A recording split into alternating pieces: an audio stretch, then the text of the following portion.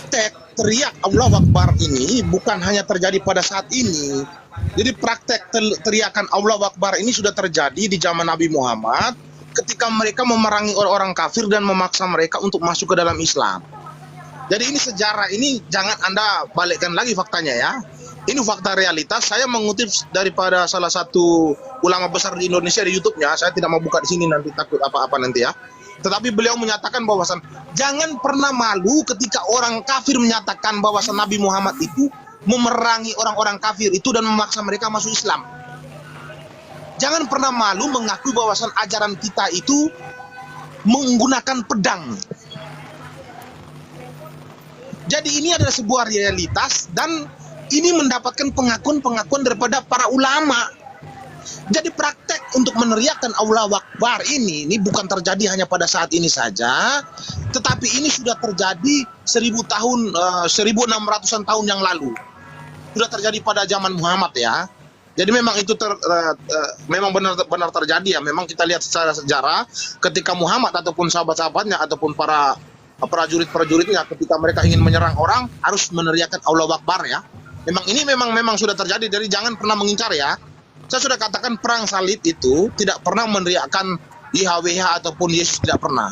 Kenapa kami tidak boleh meneriakkan nama Tuhan kami? Karena memang di Keluaran 20 itu mengatakan begini, jangan engkau menyebut Tuhan Allahmu dengan sembarangan. Artinya jangan engkau hanya mementingkan pribadimu lalu menjual nama Tuhan. Membunuh orang, memenggal leher orang dengan menyebut nama Tuhanmu. Itu adalah sebuah kesalahan besar yang dilakukan oleh nabi-nabimu dan juga sahabat-sahabat nabi. Maka praktek itu terus dilanjutkan oleh para ISIS ini. Mereka mengikuti dalil-dalil yang ada dalam Al-Quran sudah saya katakan tadi. Penggalah leher mereka, bunuhlah orang kafir, bunuhlah mereka di mana saja kau jumpai. Jadi praktek ini sudah dilakukan oleh 2000 tahun yang lalu ataupun 1600 tahun yang lalu. Ini diteruskan oleh generasi-generasi penerus. Nah, generasi-generasi penerus ini sudah pasti mereka menjadikan kitab suci mereka sebagai landasan. Jadi jangan memutarbalikkan fakta. Kalau Anda memutarbalikkan fakta, maka saya sarankan teman-teman di bawah siapkan panadol untuk siang hari ini ya. Saya lanjutkan lagi. Kita lihat secara realitas di Indonesia. Saya mengutip salah satu QS 9 ayat 73. Bersikap kasarlah kepada non-muslim. Ini perintah ini. Jadi Allah Subhanahu wa taala ini memerintahkan orang-orang bersikap kasarlah kepada non-muslim. Non-muslim ini siapa? Orang Kristen, Yahudi, dan Hindu. Kita lihat secara realitas, apakah benar-benar mereka melaksanakan? Benar, mereka mempraktekkan itu. Di mana? Di Indonesia ini, orang Kristen itu belum merdeka di Indonesia, masih dijajah. Orang membangun gereja, mereka larang. Orang mempiara anjing, mereka kafir-kafirkan. Jadi perintah-perintah ini untuk membenci orang non-kafir, non-muslim ini, bersikap kasarlah kepada orang kafir ini benar-benar dipraktekkan ini memang. Apakah orang Kristen? Contoh seperti orang-orang Kristen yang sedang berada di Eropa dan Amerika. Ketika negara Amerika menginvasi Irak, apakah mereka mengatasnamakan Yesus? Tidak. Mereka menginvasi Irak itu hanya untuk kepentingan negara mereka sendiri. Belanda menginvasi Indonesia itu atas kepentingan negara mereka, bukan Tuhan. Berbicara kalau di dalam Kristen itu tidak masuk ketika mereka melakukan penyerangan kepada Indonesia. Mereka tidak mau campur adukan iman dengan kepentingan negara. Berbeda. Jadi saya katakan kepada teman-teman, siapkanlah panadol supaya kepala Anda itu disegarkan ya. Memang sore hari ini memang dialog kami kurang begitu semangat karena memang itu adalah kesalahan daripada teman-teman yang di bawah yang tidak membuat kami semangat ya. Oke. Untuk sementara itu saja. Bang Andi jangan ketawa Bang Andi. Siapa yang tertawain? Ya. Untuk sementara itu saja dulu. Ya, untuk sementara itu saja dulu buat teman-teman yang beragama Muslim. Saya minta maaf sebesar-besarnya. Di sini tidak ada niat saya untuk menyudutkan kalian, tetapi ini adalah ranah dialog. Di sini adalah sebuah perdebatan supaya kita saling mengenal dan saling mencintai. Dengan adanya perdebatan ini kita lebih mengenal dan saling mendekatkan diri kepada Tuhan dan saling mencintai satu sama yang lain dan bisa membedakan perbedaan. Itu saja. Assalamualaikum sebelumnya ya. Oke. Ini cuma ada mau closing atau Eh, Atau boleh ngomong dulu? ya silakan deh, silakan nggak apa-apa. Oke, mungkin aku bentar aja ya. Jadi Ya, meme bos ini lucu memang. Jadi dia ngomong realita, ya. Dia ngomong fakta. Padahal fakta sejarah kita tahu lah. Islam ya memang punya sejarah perang. Itu fakta. Tetapi umat muslim dianjurkan, disuruh, diperintahkan untuk menawarkan Islam dulu. Kalau memang tidak bisa, barulah ada yang namanya peperangan. Kenapa ditawarkan Islam dulu? Supaya bumi ini tidak rusak.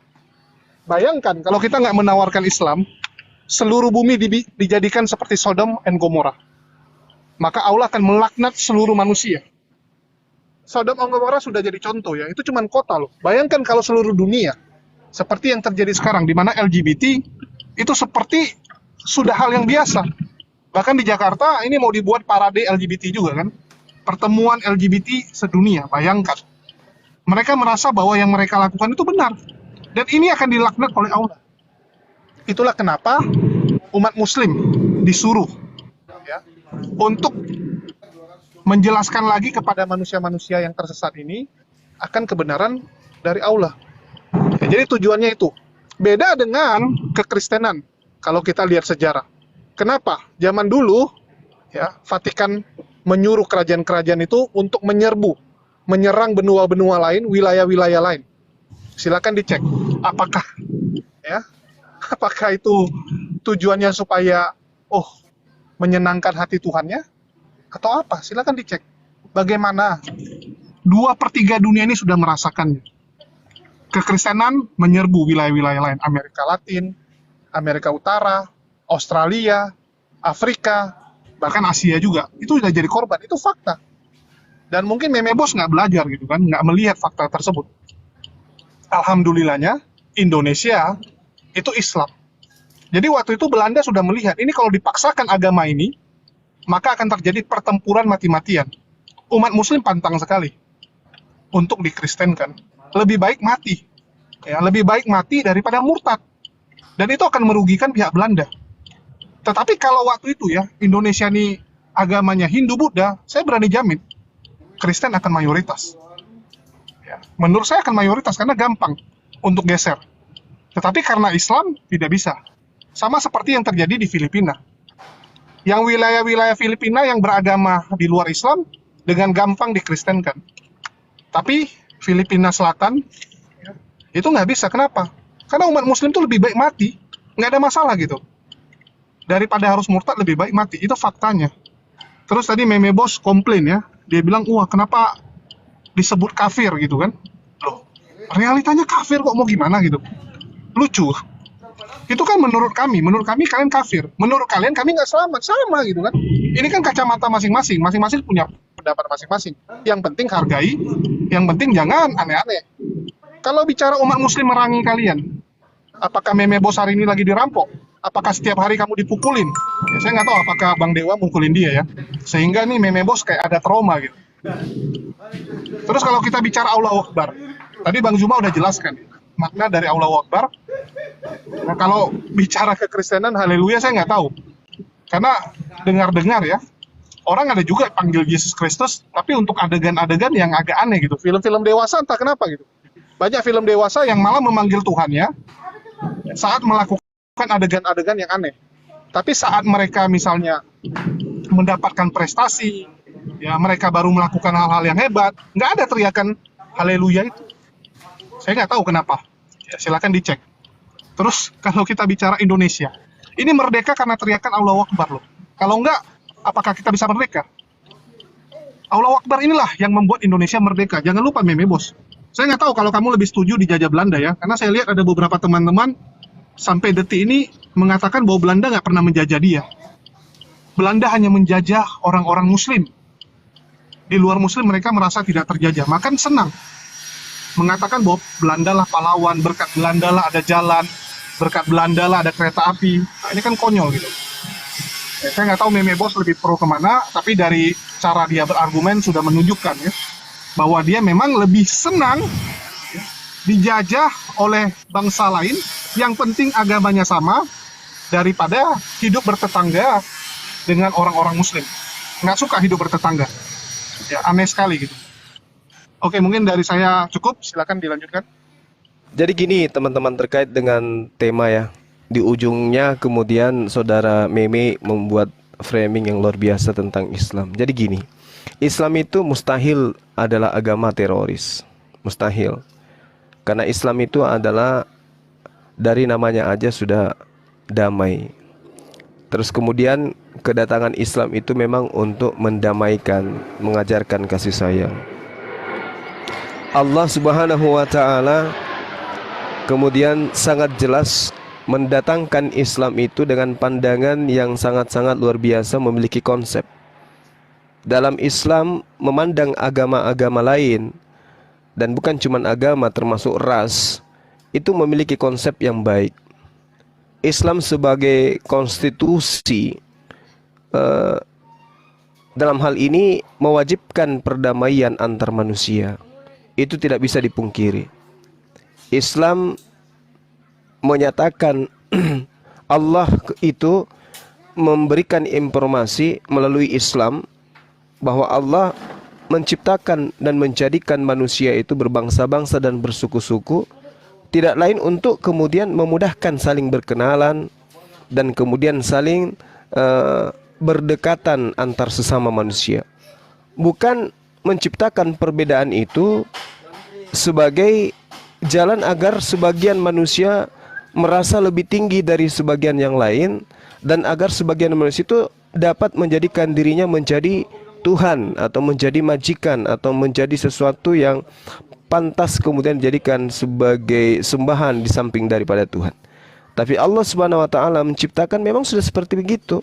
Memiliki konsep, berbeda keyakinan, berbeda agama, berbeda ras, bahasa, suku dan seterusnya.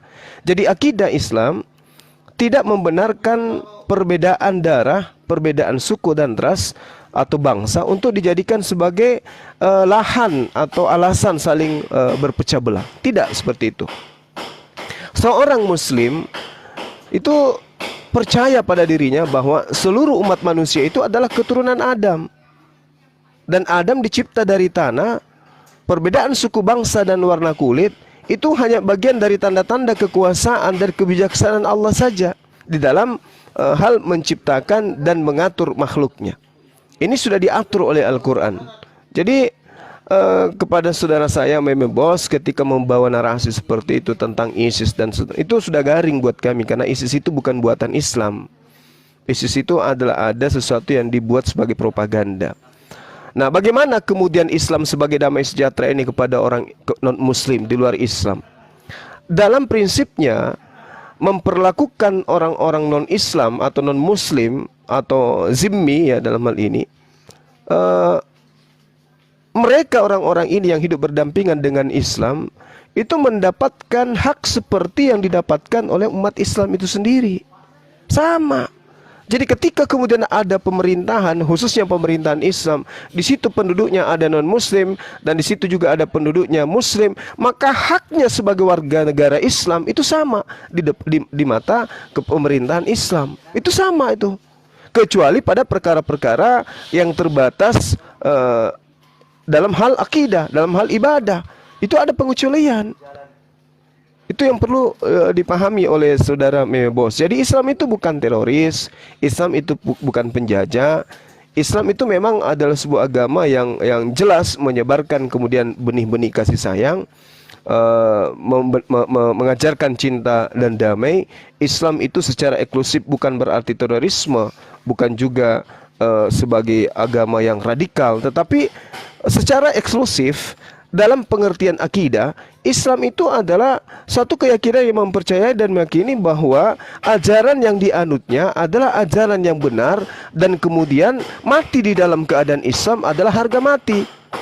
Itu. Tetapi tidak ada paksaan untuk ajaran Islam itu harus diajarkan kepada orang lain, tidak. Karena umat Islam itu menyadari ajaran agama Islam itu berat. Ajaran agama Islam itu syarat dengan aturan. Sementara banyak di antara manusia itu yang ingin hidup bebas seperti binatang, yang tidak mau diatur oleh Tuhan, yang tidak mau kemudian dikekang oleh penghambaan, yang tidak mau kemudian diikat oleh ketetapan Tuhan. Mereka maunya merdeka, mereka maunya menang dari hukum yang Tuhan berikan. Sehingga mereka membutuhkan tumbal atau penebus atau semacam surat gadai kepada Tuhan supaya aturan-aturan Tuhan itu dibebaskan kepada mereka. Dan itu konsekuensinya Islam paham bahwa memang di kalangan manusia, makhluk, itu ada dua golongan iblis itu. Ada dari golongan jin, ada dari golongan manusia. Jadi tidak semuanya manusia itu harus Islam. Ada juga yang golongan iblis. Nah, golongan iblis ini biarkanlah mereka menjadi iblis selama mereka itu tidak sadar. Tugas kita hanya menyampaikan bahwa kebenaran itu telah datang dari Allah. Barang siapa yang beriman silakan beriman, barang siapa yang mau kafir silakan kafir. La ikraha fiddin, tidak ada paksaan. Tapi kalau ada yang mengatakan Islam itu teroris, kalau Islam itu teroris, negara ini tidak jadi. Negara ini tidak jadi. Indonesia tidak berdiri kalau Islam itu agama teroris. Tidak berdiri. Kenapa? Bagaimana mungkin non-muslim yang ikut berjuang bersama untuk menegakkan kemerdekaan Republik Indonesia ini bisa hidup berdampingan dengan umat Islam yang teroris? Tidak mungkin. Bagaimana mungkin gereja-gereja yang ditinggalkan oleh penjajah masih berdiri kokoh sampai hari ini kalau Islam itu teroris? Bagaimana mungkin ada pemerintahan yang dipimpin oleh non-muslim di negara kita ini kalau Islam itu adalah teroris? Tidak mungkin. Jadi salah kalau ada pandangan Islam itu adalah teroris. Jangan bodoh, jangan kemudian dungu di dalam menerima informasi-informasi tentang Islam. Justru karena dengan adanya Islam, ya, rakyat Indonesia bisa bersatu kemudian membangun negara ini dalam panji ketuhanan yang Maha Esa. Jadi jangan disampaikan sesuatu yang tidak sesuai dengan fakta. Kalau kita melihat siapa yang menjajah 350 tahun, itu agama apa? Apa Tuhannya? Apa agamanya? Apa nama kitabnya? Siapa nama rasulnya dan seterusnya? Kan ketahuan itu. Ketahuan. Yang pada intinya adalah kedatangan penjajah di Nusantara ini itu korbannya adalah Islam. Yang jadi korban di sini Islam, bukan Kristen yang jadi korban pada saat itu. Ya, pelakunya adalah beragama Kristen, beragama Protestan, beragama Katolik. Mau tidak mau, kita harus terima keadaan itu. Mau tidak mau. Ya, itu fakta yang terbantahkan. Ya. Kalau itu penjajahan yang Abang maksudkan itu penjajahan dalam hal apa? Kalau kita kembali kepada sejarah kan jelas bahwa penjajahan-penjajahan yang di masa lalu itu kan ada kaitan dengan kayak rempah-rempah, mereka cari rempah-rempah di sini dan sebagainya. Lalu terjadi penjajahan seperti itu. Tadi yang kayak Abang bilang di dalam Islam tidak ada teroris, tidak ada radikal, itu kembali ke dalam perdebatan Islam sendiri yang kita tahu di dalamnya juga ada perbedaan pemahaman. Nah, itu kami tidak mau masuk ke situ. Itu ranah yang bukan di ranah kami non muslim. Ya, itu ranah di dalam sana. Tapi bahwa ada teroris, ada radikalisme, itu kalau secara awam kita lihat ya di Islam saja. Ada teroris, ada radikalisme, itu kalau secara awam kita lihat ya di Islam saja. Anda tidak akan pernah bisa, Bung, membersihkan Kristen dari sejarah kekekalan, ya, terhadap perbuatan-perbuatan Kristen di atas muka bumi itu tidak bisa Anda hilangkan. Mau seperti apapun Anda mencuci dan membalut Kristen itu sebagai ajaran kasih. Kenapa demikian? Satu, ketika Yesus datang ke Yerusalem, pemerintahan yang terbentuk, dengarkan dulu. Saya sudah closing tadi, Anda masuk. Dengarkan. Pada saat kemudian Yesus datang di internal Kristen yang Anda paham di Yerusalem, di sana terbentuk suatu pemerintahan Pilatus. Pemerintahan dibawa ke Kekaisaran Romawi. Siapa pemberontaknya yang muncul pada saat itu? Bisa jawab saya? Siapa yang mengganggu kedamaian para imam-imam Yahudi pada saat itu? Siapa yang mengobrak-abrik rumah-rumah ibadah pada saat itu? Dan siapa yang pantas disebut teroris di situ? Mengajak pengikutnya beli pedang, melakukan pertentangan terhadap pemerintah yang sah pada saat itu. Boleh Anda sebutkan siapa pelakunya, Bung, pada saya? Ini dulu PR buat Anda. Bolehkah orang ini saya anggap teroris? Pada saat pemerintahan damai sejahtera terjadi di Yerusalem, tiba-tiba muncul, membuat komplotan, memiliki pengikut-pengikut, mengajarkan sesuatu yang tidak sesuai dengan pemerintahan pada saat itu. Apakah boleh saya katakan oknum ini adalah teroris? Itu dulu poin yang saudara harus pahami, bahwa Tuhan yang Anda sembah pun terindikasi teroris pada zamannya. Catat itu, catat. Ya, hanya oleh karena dia tidak memiliki tentara, tidak memiliki pasukan, tidak banyak pengikut yang mampu kemudian melawan tentara Romawi, dia tidak bisa mengaplikasikan apa yang tertulis dalam Lukas. Siapapun yang menjadi seteruku, yang tidak mau aku menjadi raja, bawalah di hadapanku, bunuhlah dia. Itu tidak terrealisasi. Kenapa? Karena pasukannya cuma 11 orang. Itu pun semuanya pengecut, lari meninggalkan Yesus. Lukas 14 nomor 50-51. Andai saja pengikutnya itu gagah berani seperti sahabat Rasulullah, maka dia mampu kemudian menjadikan tanah Yerusalem itu menjadi pengikutnya seluruhnya. Tapi karena pengikutnya itu cuman pengecut, lari semuanya berdasarkan Bible, dia tidak bisa menjadi teroris sejati. Paham itu ya? Nah, terus yang kemudian yang kedua, ketika saudara mengatakan di Kristen itu tidak ada penjajah. Sabar. Nanti ada hak jawab Anda boleh. Yang kedua, Anda kira-kira mau taruh mana muka Anda ketika Anda memeriksa mayat-mayat dari penjajah-penjajah, ternyata KTP-nya Protestan, Kristiani. Anda mau larikan kemana? Oh, agamanya bukan yang mengajarkan dia, tapi rempah-rempah. Bung, bukankah Anda diajarkan dari sejak lahir, dari sejak kecil Anda adalah anak-anak Tuhan yang kemudian pada diri kalian itu ada Roh Kudus? Bagaimana Roh Kudus ini membimbing mereka sampai mereka melakukan pembunuhan, perampasan, perampokan, penjajahan secara terstruktur, bergelombang, gelombang pertama, gelombang kedua, gelombang ketiga, dan seterusnya. Dan itu sangat masif. Dan setelah mereka melakukan pembantaian, membuat Nusantara melahirkan jutaan janda, jutaan anak-anak yatim, kemudian pada hari Minggu mereka beribadah di dalam rumah ibadah mereka, mengaku sebagai anak Tuhan. Mau kemana agama Anda ini pergi berpijak? Mereka tidak mengatakan haleluya dalam membunuh, tetapi pada prinsipnya mereka melakukan penyerangan, penyergapan, dan seterusnya dengan membawa membawa misionaris datang untuk kemudian membuat orang-orang yang jadi bagian daripada jajahannya menjadi Kristen, menjadi pengikutnya. Bagaimana Anda melihat itu? Merampas, dari hasil rampasannya mereka gunakan mendirikan rumah-rumah ibadah. Apakah Anda tahu hasil dari mana yang didirikan oleh gereja-gereja yang ada sampai sekarang ini? Itu hasil dari mana? Dari rampasan terhadap pribumi. Jadi gereja yang ada itu adalah gereja hasil rampasan pribumi. Pahami itu. Dari upeti-upeti yang mereka ambil dari rakyat jelata, yang mereka tindas, yang mereka pergunakan sebagai pekerja rodi dan seterusnya. Itu dari mana? Dari rakyat yang ada sebagai pribumi pada masa itu. Anda masih ingin mengatakan kami yang salah, Islam yang teroris gitu? Saya katakan kepada saudara, di dalam setiap agama itu ada teroris. Penjajahnya ada. Di Islam tidak ada penjajah. Yang ada adalah orang-orang yang menyalahartikan Islam itu sehingga mereka melakukan pengeboman. Kami tidak membenarkan mereka. Dan bahkan Islam mengajarkan barang siapa yang membunuh orang satu jiwa saja, maka kata Rasulullah, mereka sama halnya membunuh seluruh umat manusia di atas muka bumi. Apa maksudnya itu? Larangan umat Islam untuk melukai, apalagi membunuh orang-orang di luar Islam yang tidak memerangi Islam. Itu yang perlu saudara pahami. Bahkan kalau Anda lihat, banyak pendeta-pendeta yang mengatakan alhamdulillah di Indonesia ini mayoritas Islam. Sebab kalau Kristen yang mayoritas, bisa jadi negara kita ini menjadi negara pelangi. Sekarang aja Bung, orang Indonesia ketika mereka ingin nikah sejenis kemana perginya? Ke luar negeri. Mencari apa? Masjid atau gereja? Cari gereja. Kalau ini yang mayoritas di negara kita, na'udzubillah summa na'udzubillah. Oleh karena itulah bersyukurlah, karena di negara kita ini masih ada Islam sebagai benteng utama di dalam menjaga etika dan moral rakyat Indonesia. Demikian, silakan. Ya mungkin Bang John harus ngecek lagi sejarah Tordesillas ya.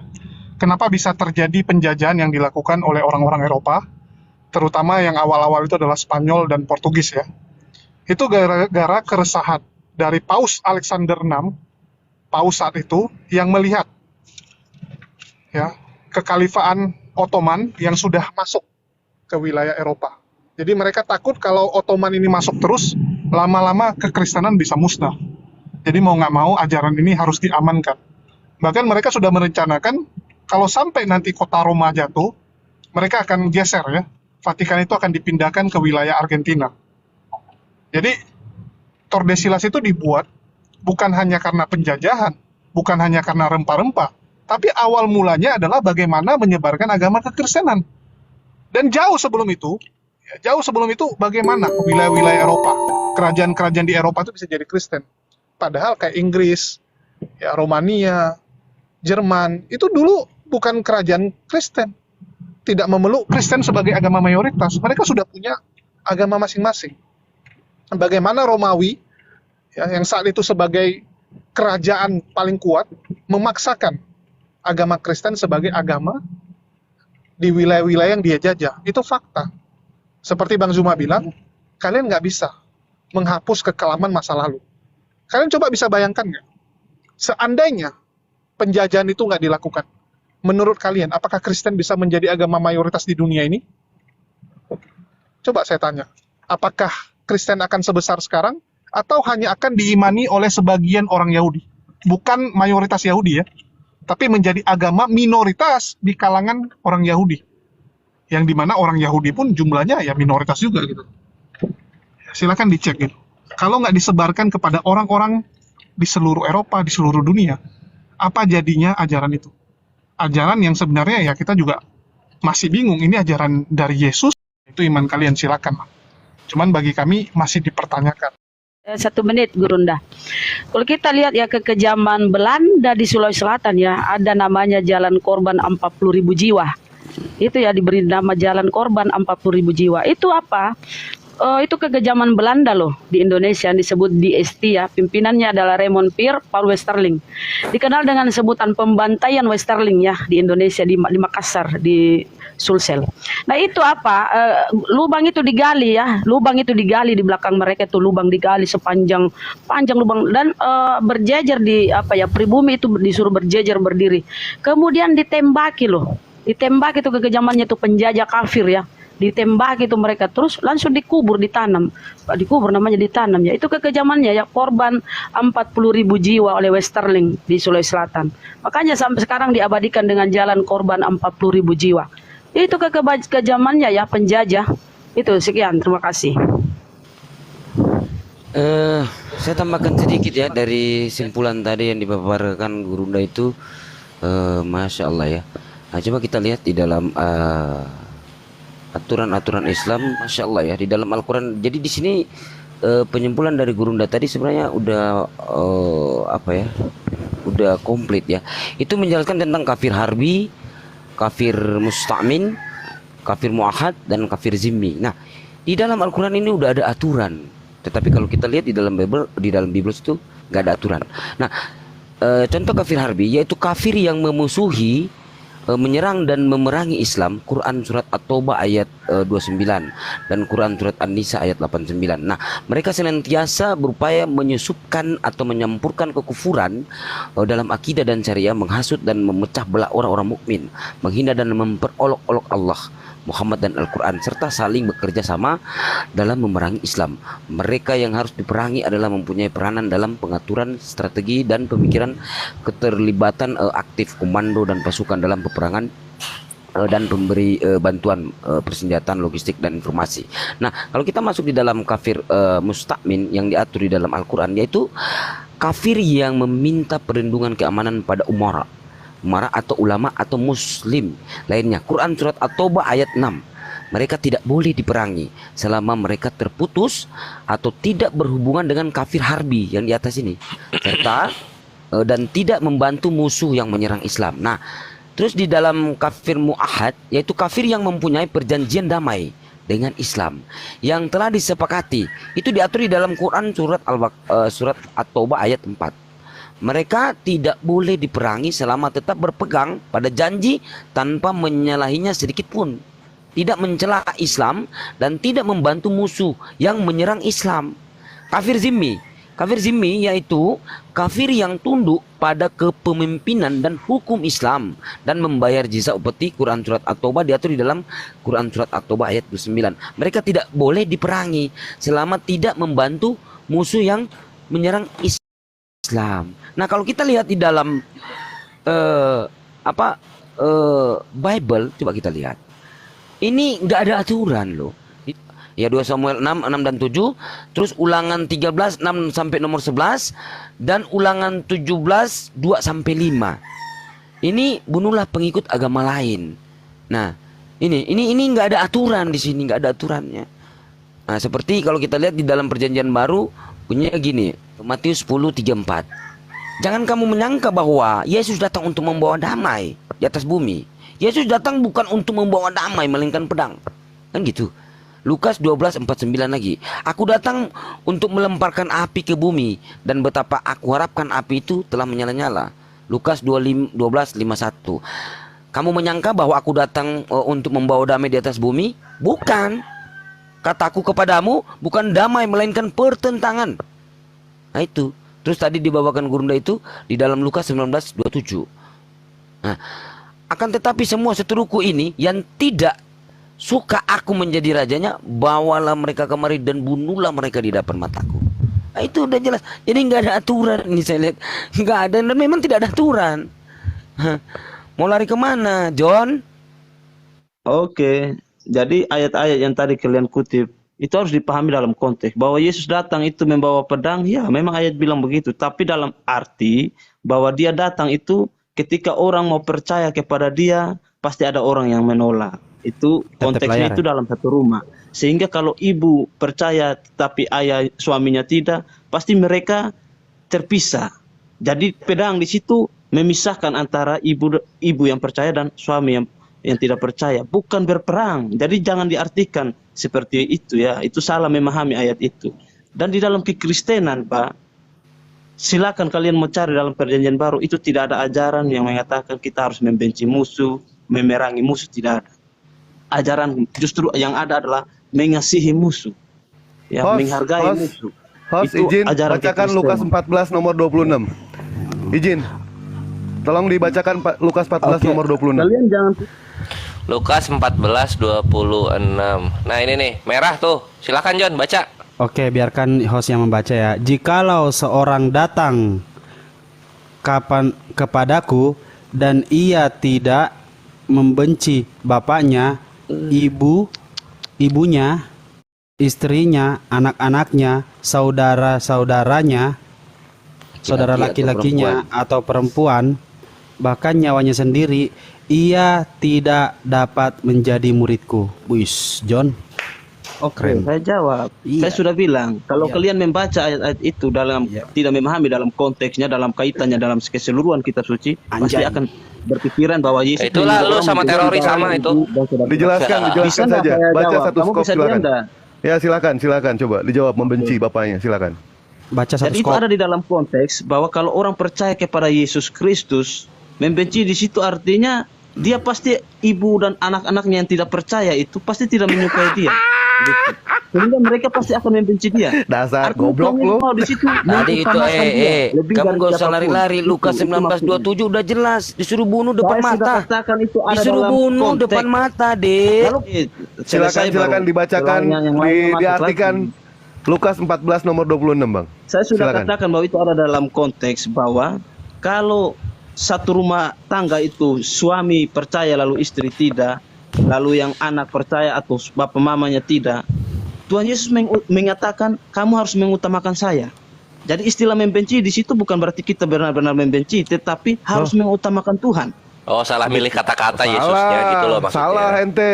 Kedua, itu adalah syarat menjadi seorang murid Yesus. Karena di bagian yang lain Tuhan Yesus justru mengajarkan mengasihi musuh.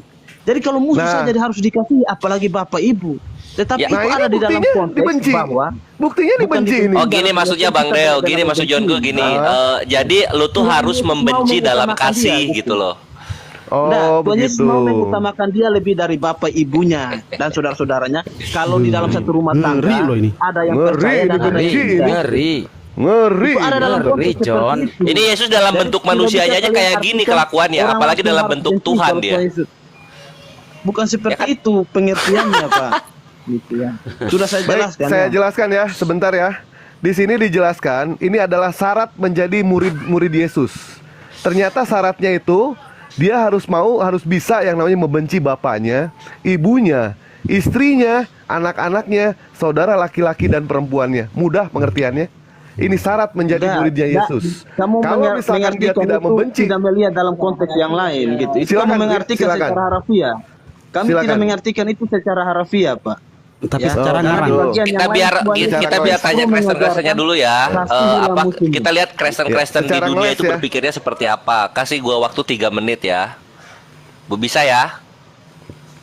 Lanjut. Tapi John? nanti saya jawab harus 3 menit Iya, juga ya. iya nggak apa-apa. Dijawab aja 3 menit. Dijawab aja 3 menit. Oke? Nah, kita sekarang akan masuk ke data. Ini bagannya tentang teroris nih. Nah, ini adalah Lord Resistance Army, tentara perlawanannya Tuhan gitu. Dia adalah Joseph Kony, seorang penculik anak-anak, dewa perang dan juga nabi. Keren. Ada salib ya? Bukan Islam dong, bukan Islam. Nah, di sini dideskripsikan bahwa beberapa kali sebagai seorang teroris, nabi dan juga pembunuh yang brutal, seorang warga negara Uganda lagi-lagi. Joseph Kony itu dicari karena kejahatan perang dan juga berhasil kabur dari penangkapan selama lebih dari 2 dekade. 2 dekade itu berarti 20 tahun kan gitu. Tada! Nah, ini orangnya. Ini tentara-tentaranya. Dia sudah bergerak menjadi teroris dari 1980. Berapa tuh? 40 tahun ya? 40 tahun jadi teroris nih, Joseph Kony. Nah, dia membuat peperangan di negara Uganda melawan pemerintah, masyarakat Uganda, dan juga negara-negara sekitar. Nanti gua kasih lihat mapnya. Yang berdasarkan, apa ini? 10 perintah Tuhan. Cantik banget teroris Kristen. Lanjut lagi ya. Nah, ini kelakuan-kelakuannya. Nah, jadi di sini itu tadi kan satu ya, Lord Resistance Army itu teroris Kristen. Nah, di sini ada lagi nanti Holy Spirit Movement, pergerakan Roh Kudus. Tentara pergerakan Roh Kudus.